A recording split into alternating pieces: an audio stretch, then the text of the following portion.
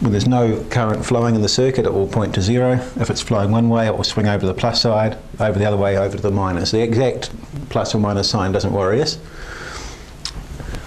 We can make an alternating current flow in that circuit through the coil, through the meter and back again by using a bar magnet.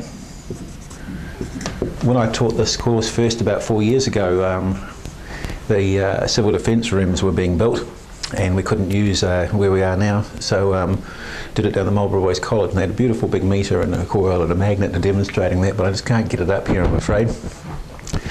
Now what happens is when a bar magnet has a magnetic field around it, you might have heard of that experiment. You can show the magnetic field by getting a piece of paper with iron filings and put the magnet under it, give it a sprinkle and they'll line up and you can see the magnetic lines of force. When the magnetic lines of force are moving and cutting through a conductor, so if we move that bar magnet and carry the magnetic lines of force with it, as they're moving and cutting the copper wire conductor we've got wrapped around there, it will cause a current to flow in the circuit. Now, there's no current when there's no movement. As the movement picks up speed, it builds up to a maximum. As it slows down, as you get further in and come to a stop, it comes back to a standstill. When you pull the magnet back out again, an interesting thing happens. Well, you get more movement, so you get current flowing again. But the interesting thing is it happens in the opposite direction. So if we were to move that magnet in and out, in and out, in and out, we'd get current flowing in the circuit one way, the other way, one way, the other way. And that's an alternating current. That's generating an alternating current. Now the generators we use in the car, alternator under your bonnet, driven off the fan belt, or it might be attached to a large hydroelectric dam or something like that, work pretty much along these lines. Of course, this is rotating and this is stationary and it's in a circular arrangement. We're not going to go into large alternators in this course, but it's using this general principle, a moving magnetic field causing its magnetic lines to cut a coil of wire of some sort and to generate an alternating current. We can draw a picture now of exactly what that alternating voltage produced by the generator looks like. Just going to do a quick. Right. What we've got a graph here is a diagram for showing a relationship between things, and what we want to do is show a relationship between the voltage produced by that coil of wire against time. So the passage of time is going along this way, and voltage, a positive or a negative, that way. What we find is as the coil is stationary at the start, 0 voltage. As you move it in, you start to produce a voltage, and as you get to a maximum speed, it builds up to a maximum, and then as you get further and further, you come to a stop. It drops back down to 0 again. Then you pull the thing out and it does the same in the opposite. Remember I said it goes in the opposite direction and it swings negative, and then as it comes to a stop, it goes back to 0. If you keep going in and out, you get that process repeating against time. That should be a nice smooth curve, slightly wonky, sorry, not the best curve drawer. Now, the rate at which you move it in and out determines how many times it goes from plus to minus, plus to plus, back to 0, back to minus, back to 0 each second. So if I was to do it much more rapidly, we'll leave that curve on, you get something like this. And if I was to do it very slowly, it might take some time to build up to a maximum, and so on. Generally, the greater the rate, the faster that you are actually cutting the magnetic lines, you actually will get a higher voltage as well, and it'll go more rapidly too. You're going in and out much more quickly, and because you've got a greater speed cutting the conductors, you get a higher voltage produced. But the important thing we'll look at now is what the time means. Now, just forgetting about that simple generator, if we were to look at the supply that comes out of the 3-pin outlet in your plug socket, plus to a maximum, back to 0, down to a maximum negative, back to 0, back to a maximum 0, back again. Plus minus, plus minus, plus minus. Now, the main supply is going through a full plus 0, minus, back to 0 cycle 50 times a second. 50 cycles per second. If you're in the United States, their main supply does it 60 times a second, but the UK and Australia and New Zealand, 50 cycles a second. And what that cycles per second is actually a measure of frequency. Frequency is kind of the amount of time something happens with respect to time. So frequency is measured in hertz, Hz, the symbol. After Heinrich Hertz, there was a German scientist who one of the very early experimenters in radio in the later part of the 19th century. So the frequency of the New Zealand mains is 50 hertz, which is 50 cycles per second, but we call it hertz. In the old days, I'm not sure when the term hertz was introduced. It wasn't that long ago, actually. In older radios, you'll see CPS, cycles per second. We call it hertz now. So 50 times a second, it goes through one complete cycle. And we call a cycle the time taken to go from the same point back to the same point again. So the starting point back to there again. You could go from here to there if you like, but we normally talk about the 0 point. Just patch that up. Now, the amount of time taken, remember this graph here is showing time, for one cycle to happen in has an opposite relationship to the frequency. The higher the frequency, the greater number of cycles per second, the less time it takes for it to go through one cycle. And if we want to know how long it takes, we just divide the number of cycles per second into one second. So you can imagine it goes through 50 of these cycles per second. So if we want to know the amount of time it takes just for one cycle, we divide 1 second by 50. So 1/50th, which is equal to 0.02 of a second, or 20 milliseconds. 20 milliseconds. That's called the period of the waveform, is the time taken for one cycle. The period is 20 milliseconds, or 0.02 of a second, to go from one 0 point through a complete cycle back to the start. What if we're dealing with an AC current with a much higher frequency? An example, just to keep the maths easy, would be, say, a 1000 kilohertz radio station, or 1 megahertz, same thing. We could write 1 million hertz. That would be right in the middle of the AM broadcast band. 1,000 on the dial, or 1 megahertz. They often write them in kilohertz, or sometimes 500 kilohertz to 1.6 megahertz. They vary the unit sometimes on the dial of an AM radio dial. So 1,000 megahertz. Sorry, 1 megahertz. What's the time taken for one cycle? Well, it's 1 second divided by a million, which is 1 microsecond. Remember mu, or U is the symbol for a micro. So it's 1 microsecond. You're dealing in quite small times. And the thing is, as you go higher and higher in frequency, as you get more and more cycles per second, the time period for one cycle gets less and less. It has what we call an inverse relationship. As one goes up, it goes down, and vice versa. Sorry, just had a quick break there because I remembered something I had to cover.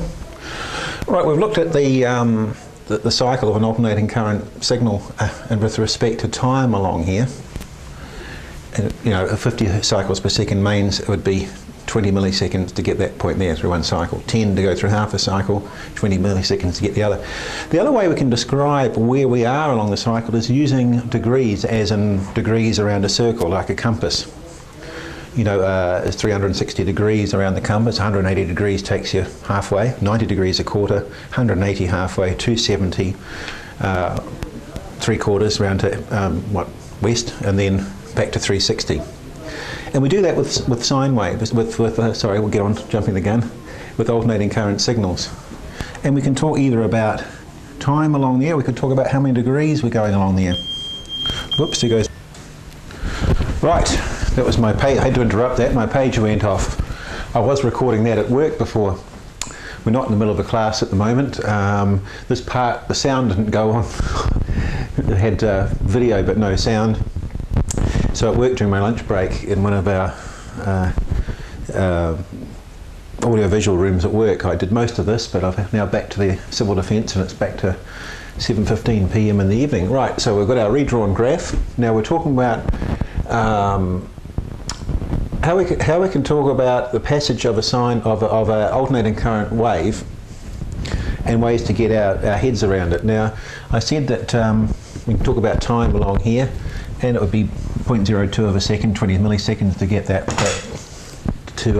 far with a 50 cycles per second, 50 hertz signal coming out of a mains plug. And we're talking about degrees. So for one complete cycle, we can call that 360 degrees. The halfway mark after one half cycle is 180. A quarter of a cycle, 90 degrees. 3/4, 270 degrees. And that becomes useful when we talk about signals passing through amplifiers or other devices where the signal might be amplified or it might be reduced in strength, but in the process of going through the system it gets delayed and it can have what's called a phase shift. So we could say we might have an amplifier where that looks like the signal going in looks like that. The signal going out is considerably, let's say, larger in voltage. It's been increased in size, it's been amplified, but it could be, if you like, a mirror image. It could have been shifted. So the signal coming out could look like that, a higher voltage. And what we can say, it's been shifted by 180 degrees. It's almost like the signal has jumped. It's now starting at a new point further along, if you like. And that's what when you read, it's not really a required thing for the examination, but I think it's useful to talk about this while we're on the subject of referring to an AC signal in relation to degrees as time passes by, because it is an important part of radio where a system can actually shift a signal by a certain number, typically maybe 180 or 90 degrees or something like that. Right, so we've covered cycles per second and period and degrees. I have let slip every now and then, it's called a sine wave. A nice pure AC signal we talk about being sinusoidal or a sine wave, and that just comes from trigonometry. And once again, this isn't really required knowledge, but I think it's just nice to refer to it. Trigonometry is a subject of mathematics where you look at right-angled triangles for working out the lengths of the triangles if maybe you only know the angle at one corner and that's the length of one side. And that's where in log tables they have cosine, sine and tangent values in there. And if you stick 90 degrees into a calculator and push the SIN, the sine button, it will give you an answer of 1.0. If you put 45 degrees, it will give you an answer of 0.707. And that's how a sine wave is generated. Well, these, if you like, the voltage for a waveform that reaches a peak voltage of 1 volt, if you just plug in the number of degrees as you come along here, it constructs what's called a sine wave.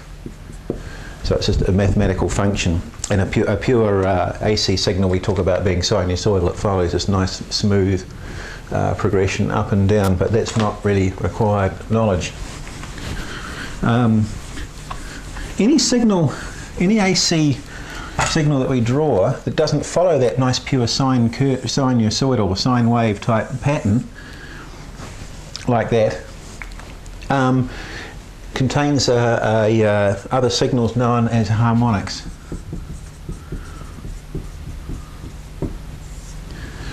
So if a common example where this sort of thing happens is if we put a nice, say, 1 kilohertz, 1000 cycle per second signal through a stereo amplifier or something along those lines, through a microphone input or something like that. It's a little bit asymmetrical, but you know what I mean. And so 1 kilohertz would take 1 divided by 1000, 1 millisecond, 0.001 of a second to get from here to here. That's its period, the time taken to go from the same point in the cycle back to the same point again. If we crank up the volume on an amplifier, what can actually happen is we can get to a point where the signal going to the speakers no longer looks like this. You get a thing called flat topping takes place, where the poor old amplifier is just not capable of pushing itself out a higher voltage anymore, and it starts to flatten off. It's no longer a pure sine wave. It's got an odd, slightly squared off look to it, and it's called clipping or flat topping. And quite an important thing takes place now, where that signal no longer just contains a 1 kilohertz signal. You might think, well, how on earth does that happen? Hang on, it looks like a 1 kilohertz signal. It takes 1 millisecond to get from there to there. The very process of clipping the edges off like that introduces some sharp edges, if you like, and you can actually create that appearance if you have a 1 kilohertz signal and then you start adding what's called harmonics, and harmonics are multiples. So the harmonics of 1 kilohertz is 2, 3, 4, 5, and so on. If it was 1.5 kilohertz, it would be 1.5, 3, 4.5, and so on. It's multiples of that signal. The odd harmonics are the 3, the 5, the 7. The even harmonics are second and fourth, and so on. Now, so if we combined a 1 kilohertz signal and then some of its harmonics together, and then looked at the shape, that's what we'd start to see. It starts to get, the shape gets distorted. And a really good example of this is what we call a square wave. If we take a 1 kilohertz signal, sine wave, and add in 3 kilohertz, 5 kilohertz, 7 kilohertz, 9, all the odd, what we call the odd harmonics to it, instead of being a nice sine wave, it gets progressively squared off. It becomes what we know as a square wave. The more and more harmonics that are added in, the less curvy it gets, and the more squared off look it has to it. Now, the importance of this is when we have our radio transmitters and things like that have amplifiers for amplifying radio signals. If our amplifiers are overdriven and they start clipping like we showed before, what happens is instead of just transmitting the signal we want, we start putting harmonics out, and they can be on multiples, and instead of transmitting and right in the middle, we'll put a signal out on the amateur band we're interested, but we might also put a whole lot onto a TV channel, and then maybe into a taxi channel, and then into another land mobile channel above that, and causing all sorts of interference problems. So that's the importance of harmonics. When we don't allow signals to be processed in a way that they come out the other end looking like nice sine waves, we generate a whole lot of harmonics.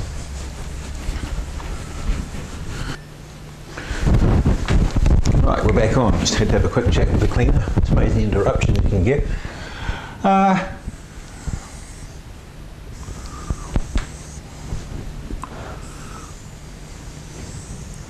last thing is, when we have a direct current supply from a battery or something like that, if we plot it on our graph with time going this way, it's easy to tell what its voltage is. This might be the voltage that a 12 volt battery puts out. That's 12 volts there. Nice and constant, easy to specify, a constant voltage, no trouble.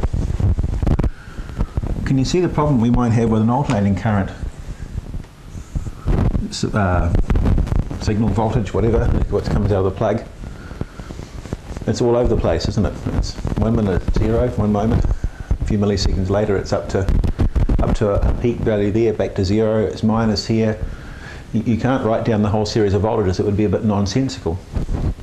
There's a few quite important ways to talk about voltage for an AC waveform. We can say the peak voltage. We'll call that V peak. If it's a nice sine wave, the positive peak is the same as a negative peak. So we could talk about how much it reaches as a peak above 0. We could even talk about peak to peak, the difference between here and here. If it reaches 10 volts peak, then the peak to peak is 20 volts. An oscilloscope is a device which you often see mad scientist labs and things like that, and service departments of various outfits and things like that. You'll see an oscilloscope with a waveform on it, and it's easy. They've got a little scale that you can superimpose over the top, and you can see what the peak to peak is, and then halve it, and then you know what the peak voltage is. But what if we want to rate the voltage that's coming out of the, say, the power point on the wall? And if you look at the power point on the wall, it says 230 volts, 50 hertz. Well, we know what the 50 hertz is. We've already covered that. Well, what's the 230? Is it the peak or what? Now, it's not actually the peak. It's actually a lower voltage, about here. And it's called RMS. And RMS means root mean square, which you don't have to know exactly what it means. It's a kind of a statistical processing of all the voltages along the cycle and combining them and coming up with this particular level. Now the RMS voltage is actually 0.707 times the peak. Now the peak voltage coming out of the AC mains is around about 325 volts. That's the peak level it reaches. Although it's not written on the PowerPoint, or it's not written on the back of your video player that that's the kind of voltage supply. It doesn't say 325 volts peak, it just says 230 volts, and what they're meaning there is RMS. Now I think, well, why on earth come up with such a funny figure as 0.707? There's a good reason for that, and it's to try and get a sensible voltage rating for an AC supply that actually means something. Peak is not really a lot of use. What we want to do is come up with, say, the equivalent heating. Now your home electric jug is basically a power resistor that is buried under a pile of water, and what gets hot when it's plugged into the mains, current flows through resistor, it dissipates power, gets hot, and it's rated at 230 volts. 230 volts RMS. Now what RMS effectively means is that if you connected your 230 volt electric jug to a 230 volt DC battery, it would produce the same heat. So in other words, 230 volts RMS,